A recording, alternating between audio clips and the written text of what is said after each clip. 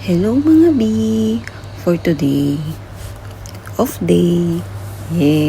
Pinakahihintay. Charis.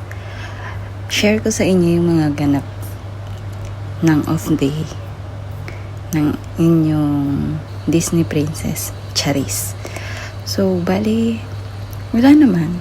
Ordinaryong araw lang ng pahinga.